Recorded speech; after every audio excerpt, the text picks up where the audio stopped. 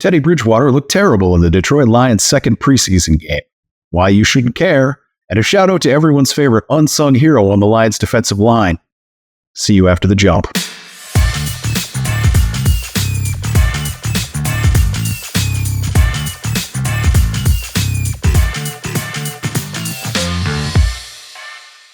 Look, I'm not going to sugarcoat this at all. The Lions' offense has looked, frankly, terrible in these preseason games. Without a return TD, they would have had one meaningless fourth quarter touchdown in the first game, and they really couldn't sustainably move the ball against the Jaguars until the threes were in. Particularly notable was the performance of franchise savior. See these eyes roll, see the eyebrow raising. Teddy Bridgewater. So, if Bridgewater isn't an improvement over Nate Sudfeld, the Lions wasted money on a backup who can't play, right? Same old, no. Stop. Be better than that, or go call 97.1 and have that conversation. I'm sure someone wants to somewhere, but it's not me, and it's not here. Teddy Bridgewater has basically had no practice with these receivers. And I think I've said enough times that you should be on board with the idea by now that the Lions' second string offensive line is having some issues being productive. What you need to watch is the decision making. Can we all agree that Teddy Bridgewater is capable of throwing a football? If not, just click next. Like, we're far enough into this at this point that you clicking next isn't really hurting our algorithmic performance by leaving, and it's not really my goal to waste your time. So if you're going to dispute established fact, move on and save us both the times. For you audio podcast listeners, know that I make these for YouTube, and you're getting the audio feed of a YouTube video. There are going to be animated visual aids that I'll be discussing in the future. You might want to consider switching to the medium that is the source of 100% of any revenue that I could ever possibly. Because, friends, Jeff can have your ear holes every week. I'm coming for your eyes. Anything that gets in your ears is just a sticky bonus. Now that we've established that, Teddy can throw the ball. He's going to need time to develop the chemistry with his receivers that he has at his disposal. Nobody expects Brock Wright to come out of a break quickly. He's the blocking tight end, so he's a lumbering oaf with ham hocks for hands and bratwurst for brains, right? No, we saw last year, that guy can move. It just doesn't seem like he should, and it doesn't really look like he's moving that fast. But when he's moving, if you time it, he is actually pretty quick. These two guys have probably worked that pattern together less than 10 times. Most of which would have been against air. Teddy was making the right reads, he was just missing receivers, which is a timing issue, and that'll go away as he gets the 3 T's necessary for any group activity to go smoothly. Yes, I'm stealing some corporate speech for the YouTube channel. Yes, I am slightly disgusted with myself. Anyway, time on task together. Nicely alliterative. Very applicable to this situation. Timing quarterbacks, as the Lions have nothing but, as soon as they inevitably cut Adrian Martinez, which that's where this is going. That's what's going to happen. Anyway, timing quarterbacks need a lot of that TTT to be productive. Knowing where a receiver is going to be and when is kind of the key to playing quarterback in that style with any level of success. And right now, Teddy doesn't know where receivers will be when they run their routes on a game day.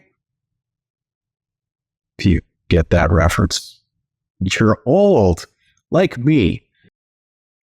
So if Teddy doesn't suck, why did they pull him for the 2-minute drill and put Sudfeld in cold? Get the performance you might expect from a cold quarterback coming in to do a whole bunch of things really quickly.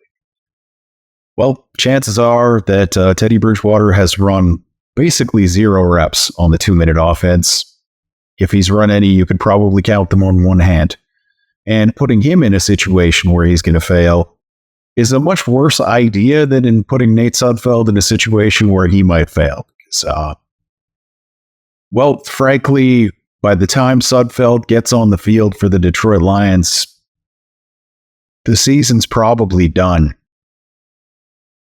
We're not really concerned about his confidence at this point.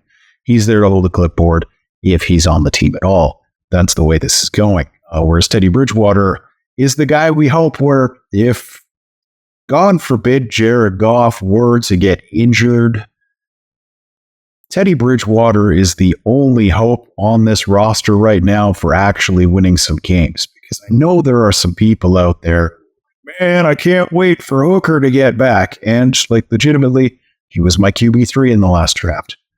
I was very excited when they drafted him.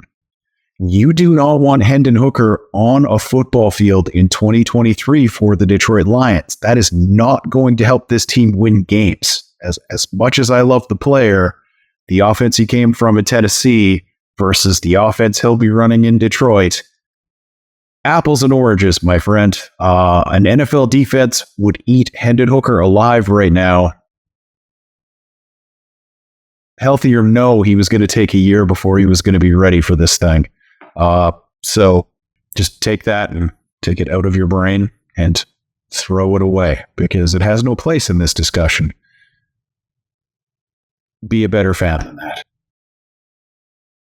So shamelessly steal an old Colbert Report segment, I'm going to give the wag of my finger to the people ripping Teddy Bridgewater for his 3.4 yards per attempt. Be better than that.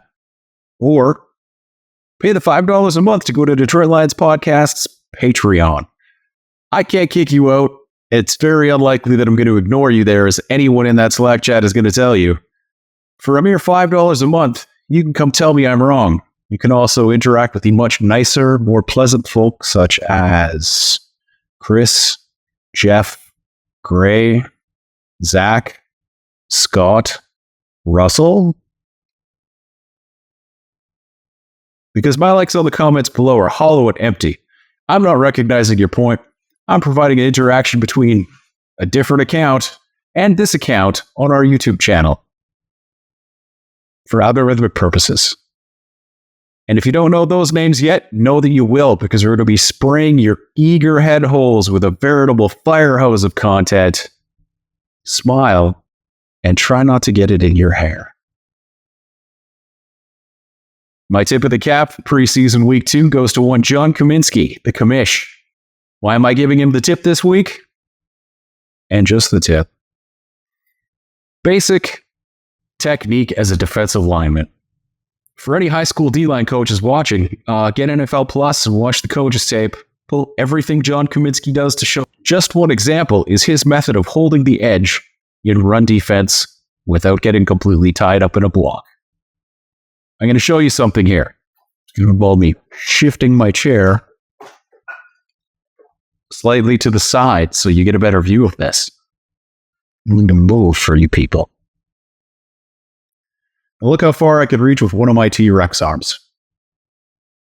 Look how far I can reach with two of my minuscule little T-Rex arms. I'll pull this one out of the way so you can see how far this one goes. 1, 2, 1. And I'll even reach it out as far as I can there. 1, 2. Still pulls back, right? For those of you on the audio podcast, I know exactly how entertaining that was. The point is that one arm sideways with your torso basically perpendicular. Yes, that is the mathematical term. Perpendicular to the blocker's chest. Reaches farther than two hands from that blocker towards you. One arm has more reach with leverage than two can. A blocker needs to use two arms to control his defender on the edge of the run. If a defender can use one arm to hold a blocker at bay, it prevents holding or even particularly effective blocking. It's something that commish can do that a lot of edges can't. This is one way that John Cominsky, who does not have diminutive T-Rex arms, wins in the NFL. I tip my cap to you. let's talk everybody's NFL-related favorite waste of time. No, I'm not talking about team fandom in general. I'm talking about fantasy football. Did you know that the Detroit Lions podcast every year hosts several leagues of fantasy football? You can be a part of that with us. And I do mean us. Generally speaking, we try to make sure that at least one person from the podcast is in each of these leagues, and we try not to make it just me in several different leagues. In this year's competition, there are 2 tiers, and they're confusingly named, and we should probably change this next year. There is the Intermediate League. Spoiler alert, there used to be 3 levels. The Intermediate League. $30 entry fee. Top 4 teams get a prize. Prizes range from cash if you win to t-shirt if you make the semifinals, which is not that hard to do because, as I said, it's 12-team leagues generally. That's how we try to set this up. So, well, as many leagues as we have people who enter, if that makes sense. I'm sure that it does. It's not complicated. And then we have the Champions League, which is a $50 entry fee and has more better prizes, if that makes sense. So about 1/3 of the people who enter these leagues get at least a t-shirt back for their entry fee. And I think that's a pretty sweet level of turnover in terms of what percentage of people basically just get their money's worth because these shirts are about that much money anyway. Anyway, go to DetroitLionsPodcast.com/shop. And one of the first links you will see is the fantasy football link. From there, you click that, you choose which tier you'd like to. I get an email sometime in the next week or so. From the day that this drops, you should receive an email if you have already purchased entry into one of the leagues. That is the time frame that we are looking at. This should come out on Tuesday, August 22nd. If you have not received an email by the 29th of August, then send an email to dlpfantasyfootball@gmail.com. That's dlpfantasyfootball@gmail.com. Again, dlpfantasyfootball@gmail.com is the email to send inquiries about whether or not your entry was sent out. We had a few people last year who just straight up after, I think one person I invited to join the league 9 times, and they just refused to do it. So I ended up co-managing that team. I didn't realize that I was co-managing that team because for some reason I thought that they got in. I almost won that league. Apparently the auto draft did a spectacular job. So if you think you can do better than an auto draft, right for the picking is what I'm saying right now. There's no reason not to go right now to DetroitLionsPodcast.com/shop, click on the fantasy football logo, and pick which of those 2 tiers you'd like to join. So you can play fantasy football with me, or Chris, or Jeff, or Scott, or Zach, or Russell, or Gray, depending on how many of them agree to be in leagues and how many leagues we have.